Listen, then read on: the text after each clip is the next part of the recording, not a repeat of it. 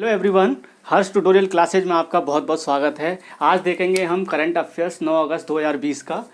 पहला क्वेश्चन है, हाल ही में किस राज्य सरकार ने 400 बिस्तर वाले कोविड-19 अस्पताल का उद्घाटन किया है? उत्तर प्रदेश, ये यूपी की बात करें, जो योगी जी हैं, आदित्यनाथ योगी जी, उन्होंने कोविड-19 के लिए 400 बिस्तर वाला अस्पताल का उद्घाटन किया है। यूपी का स्टैटिक पार्ट देखें, फाउंडेशन उसका हुआ था 24 जनवरी 1950। सीएम चीफ मिनिस्टर हैं यहाँ के योगी आदित्यनाथ जी, और डिप्टी सीएम हैं दो, दिनेश शर्मा और केशव प्रसाद मौर्य। गवर्नर हैं आनंदीबेन पटेल, और डिस्ट्रिक्ट यहाँ पर 75 हैं। और जो लेजिस्लेटिव असेंबली है, मतलब विधानसभा, यहाँ पर 403 सीटें हैं विधायकों की। यहाँ लेजिस्लेटिव काउंसिल मतलब यहाँ विधान परिषद 100 सीटें हैं, अधिकतम यूपी की ही हैं। और लोकसभा में 80 सीटें हैं, राज्यसभा में 31 सीटें हैं। और यहाँ पर लैंग्वेज आधिकारिक जो हिंदी बोली जाती है।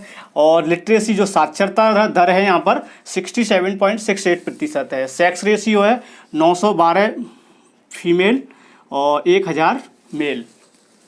अब बात करें यूपी का जो डिविजनल है, 18 मंडलों में ये बटा हुआ है। 18 मंडल के साथ साथ जो इसकी स्टेट बाउंड्री है, जो सीमा साझा करती हैं, जो राज्य हैं सीमा साझा करते हैं, वो आपके जो पश्चिम तट है, पश्चिमी जो क्षेत्र है, राजस्थान, हरियाणा, हिमाचल प्रदेश और दिल्ली है एक यूनियन टेरिटरी, मतलब केंद्र शासित प्रदेश। यूपी से लगने वाला एकमात्र केंद्र शासित प्रदेश है दिल्ली।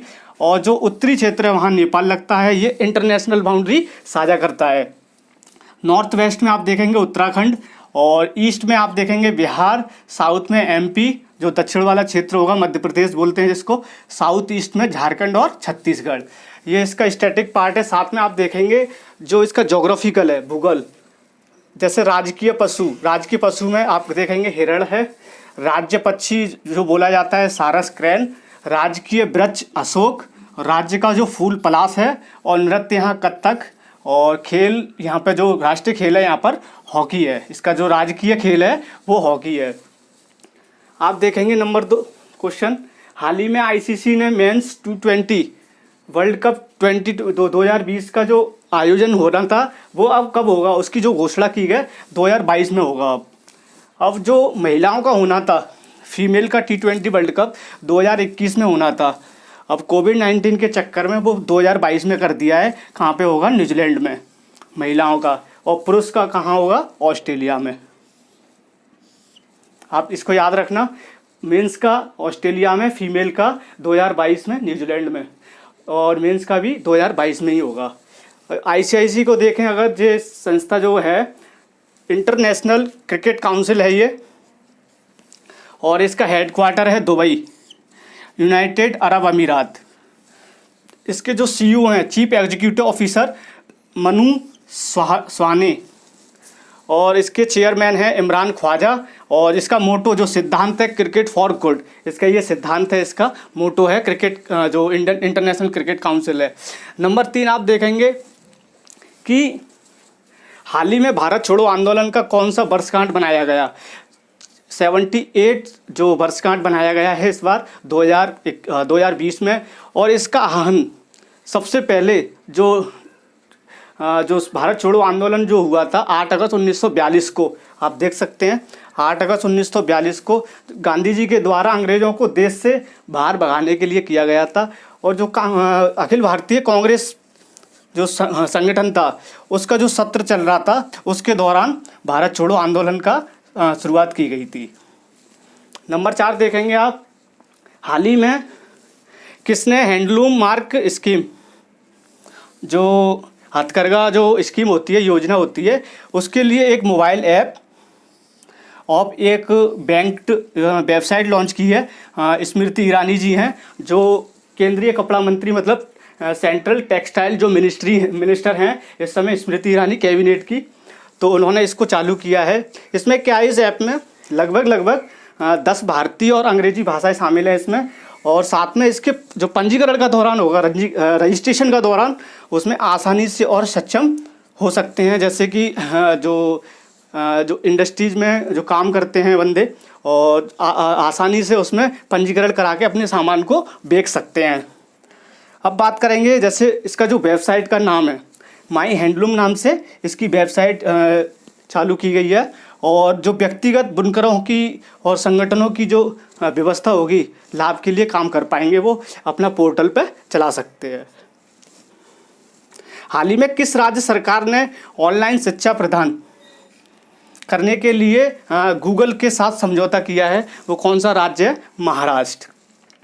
आप याद रखना इसको, ऑनलाइन शिक्षा के लिए गूगल के साथ समझौता किया है महाराष्ट्र राज्य ने।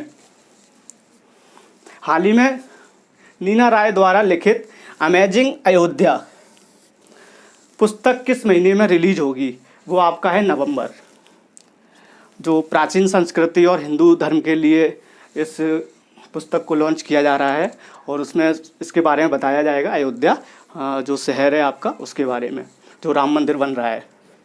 हाल ही में पीएनबी हाउसिंग फाइनेंस के नए एमडी और सीईओ के रूप में नियुक्त किया गया है हरदयाल प्रसाद जी को। हरदयाल प्रसाद जी ने किसका स्थान लिया है? नीरज व्यास जी के। नीरज व्यास जी की जगह पे इन्होंने स्थान लिया है, एमडी और सीईओ हुए हैं पीएनबी हाउसिंग फाइनेंस के। अभी कुछ क्वेश्चन और हैं उसको भी कराते हैं। आता है ये कि जो इन्वायरमेंट का पार्ट है ये थोड़ा, इसमें एशियाई शेर पाए जाते हैं। वर्ल्ड के विश्व के जो एशियाई शेरों में जो शुमार हैं वो गुजरात में ही पाए जाते हैं एशियाई शेर। आप याद रखना किस में? गिर राष्ट्रीय उद्यान में। सरदार सरोवर परियोजना भी है यहाँ पर गुजरात में। और बंदरगाह की बात करें यहाँ पर, जैसे एक तो मुख्य है ही है ना बंदरगाह, जो सूरत जो क्षेत्र था, और उसके बाद में 11 मध्य हैं और 29 लघु हैं छोटे। और रेगिस्तान तो पता ही है आपका, थार का रेगिस्तान मशहूर है, दलदली क्षेत्र है ये, और बिल्कुल मिट्टी पाई जाती है, कोई उपजाऊ भूमि नहीं है ये। हाल ही में केंद्रीय रिजर्व पुलिस फोर्स सीआरपीएफ के महानिरीक्षक के रूप में नियुक्त किया है पीएस रानी पसे। याद रखना आप इसको, किसको महानिरीक्षक रूप में नियुक्त किया है? पीएस रानी पसे सीआरपीएफ के लिए। और बात करें इसकी, ये 1995 बैच के आईपीएस ऑफिसर हैं पीएस रानी पसे, और 5 वर्ष के लिए इनको चुना गया है। अब बात करें इनकी सीआरपीएफ की फाउंडेशन की स्टैटिक पार्ट, इसका 27 जुलाई 1939 में ये गठन किया था इसका। और जो इसकी पूर्व एजेंसी है गृह मंत्रालय के अधीन कार्य करती है, जो भारत का गृह मंत्रालय है। और गृह मंत्रालय के आपको पता है कौन है अध्यक्ष इस समय? राजनाथ, वो क्या नाम है, अमित शाह जी हैं। अमित शाह के अंडर में ही गृह मंत्रालय है और उसी में ये आता है सीआरपीएफ। हेडक्वार्टर जो इसका मुख्यालय नई दिल्ली में है। इसका मोटो सेवा और निष्ठा, जो इसका सिद्धांत है, इसकी जो लाइनें हैं वो है सेवा और निष्ठा। एजेंसी की बात करें, जो एग्जीक्यूटिव जो एजेंसी है उसके जो सदस्य हैं एग्जीक्यूटिव के, पीएस एपी महेश्वरी हैं। और चाइल्ड एजेंसी मतलब जो बाल एजेंसी होती है उसके लिए कोबरा और आरएएफ रैपिड एक्शन फोर्स और स्पेशल ड्यूटी और पार्लियामेंट ग्रुप, इन चारों के लिए ये कार्य करते हैं सीआरपीएफ के जवान।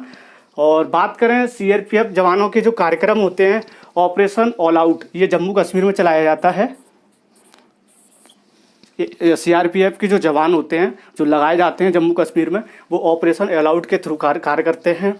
और नक्सल विरोधी अभियान, जो आपका जो नॉर्थ ईस्ट वाला क्षेत्र है, जैसे झारखंड, उड़ीसा और उत्तर प्रदेश, आपके जो क्षेत्र हैं यहाँ पे भी जो नक्सल विरोधी अभियान है ये चालू किए गए हैं। जो LWE जो रीजन होता है, कहने का मतलब लेफ्ट विंग एक्सट्रीमिज्म, मतलब जो वामपंथी उग्रवाद होता है ना, उसके लिए यूज करते हैं इसको। याद रखना इसको, LWE क्षेत्र जो होते हैं, जो वामपंथी उग्रवाद जो पैदा हो जाता है वहाँ क्षेत्रों में, उसके लिए ये नक्सल विरोधी अभियान भी चलाया जाता है सीआरपीएफ के माध्यम से। नंबर 10 देखेंगे आप, हाल ही में किसने कोविड-19 संबंधित तनावग्रस्त परिसंपत्ति परफॉर्मेंस एसेट्स के समाधान के लिए केवी केमत समिति का गठन किया है? आरबीआई ने गठन किया है इसका, केवी केमत समिति का। केवी केमत समिति का लिए समिति अपनी सिफारिशें आरबीआई को देगी। आरबीआई को देने के बाद में, और आरबीआई संशोधित कर 30 दिनों में अधिसूचना एक जारी करेगी उस समिति को बताएगी, जिनके ऊपर जो एसेट्स है, जो उधार है, जो लोन ले लिया है, उस पर ये कार्रवाई करेगी ये समिति।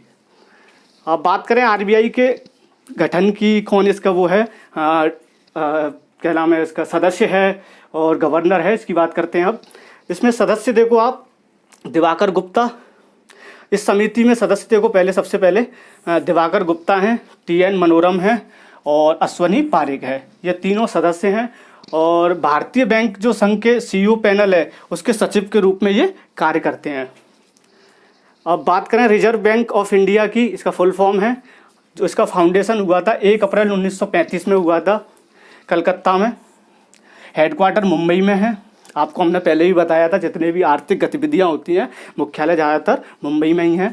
और गवर्नर शक्तिकांत दास जी हैं और ये 25वें हैं, इससे पहले 24वें थे उर्जित पटेल गवर्नर। एक गवर्नर राज्य में होते हैं, उनको राज्यपाल बोलते हैं, है ना। एक गवर्नर आरबीआई में भी होते हैं। आरबीआई बैंकों का बैंक है, जिससे कि बैंक जो मौद्रिक नीति होती है, इकोनॉमी में आपको पढ़ाएंगे, मौद्रिक नीति को, इन्फ्लेशन को और जो मंदी होती है उसको कंट्रोल करता है। ये आरबीआई का ये कार्य रहता है। अब बात करें कि इसके डिप्टी गवर्नर पीपी सिंह और महेश कुमार जैन और डॉक्टर एमडी पात्रा, ये तीनों सदस्य हैं, इसके डिप्टी गवर्नर बनाए हैं और ये शामिल हैं इसमें। और शक्तिकांत दास भी आपको पता है आरबीआई के गवर्नर हैं। तीन ये एग्जीक्यूटिव बॉडी में ना काम करती हैं डिप्टी गवर्नर के रूप में। हाल ही में एक्जिम बैंक ने बिजली आपूर्ति की गुणवत्ता के सुधार के लिए जो मोजाम्बिक को कितना million US dollar line of credit प्रदान किया है। ये 250 मिलियन यूएस डॉलर है और भारतीय करेंसी में बात करें 1870 करोड़ रुपए होता है। 250 मिलियन यूएस डॉलर का 1870 करोड़ रुपए होता है भारत में। अब बात करें हम मोजाम्बिक की स्टैटिक पार्ट की। मोजाम्बिक जो स्टेट है, वो कंट्री है, ये अफ्रीका जो महाद्वीप है उसका एक दक्षिणतम जो पॉइंट है, उस पर एक ये कंट्री है मोजाम्बिक। मोजाम्बिक कंट्री में क्या हुआ कि जो पुर्तगीज लोग थे उन्होंने इस पर हस्तक्षेप कर लिया था। जो सबसे पहले वास्को डी गामा आया था, यहाँ रुका था।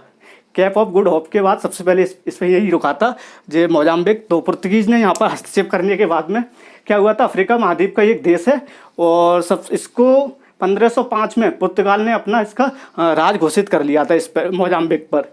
घोषित करने के बाद में क्या हुआ, अभी जो फिलहाल 1975 में ही आज़ाद हुआ है मोजाम्बिक। इसीलिए इसमें पुर्तगीज भाषा बोली जाती है, यहाँ की जो लैंग्वेज है ऑफिशियल लैंग्वेज है। और साथ में कई जैसे यूरोप कंट्री के हैं और अफ्रीकन कंट्री है, इंडियन कंट्री है, यहाँ के लोग इसमें निवास करते हैं मोजाम्बिक कंट्री में। अब बात करें जो यहाँ के प्रेसिडेंट हैं मोजाम्बिक के, फिलिप नाइसू, और पीएम हैं कार्लोस एंगोस्टिनो डो रेसोरियो। आप इसको याद रखना नाम को। प्रेसिडेंट हैं आपके फिलिप नाइसू, पीएम है कार्लोस एंगोस्टिनो डो रेसोरियो। अब बात करें हम एक्जिम बैंक की। एक्जिम बैंक ने जो एक्सपोर्ट इंपोर्ट के लिए ये बैंक मानी जाती है। इसमें जो कार्य होता है एक्जिम बैंक का, एक्सपोर्ट, आयात और निर्यात बैंक बोला जाता है इसको। अगर बात अब चल रही है अफ्रीका की, अफ्रीका में जो देश है आपका कि जो मोजाम्बिक है, उसके लिए बात करें जैसे अफ्रीकी आयात निर्यात बैंक बोला जाए, जैसे बांग्लादेश में भी है एक्जिम बैंक और जितने भी और भी कंट्री हैं उसमें भी है। ऐसे ही अफ्रीका की बात करें, अफ्रीका बहुपक्षीय वित्तीय संस्था, इसका हेडक्वार्टर कहाँ पे है, काहिरा मिस्र में है। जो एक्जिम बैंक है अफ्रीका में भी काम करती है और उसका जो बहुपक्षीय वित्तीय संस्था है वो उसका हेडक्वार्टर कहाँ पर है, काहिरा मिस्र में है। भारत के परिप्रेक्ष्य में बात करें, एक्जिम बैंक यहाँ पे भी है। इसका गठन हुआ था 1 जनवरी 1982।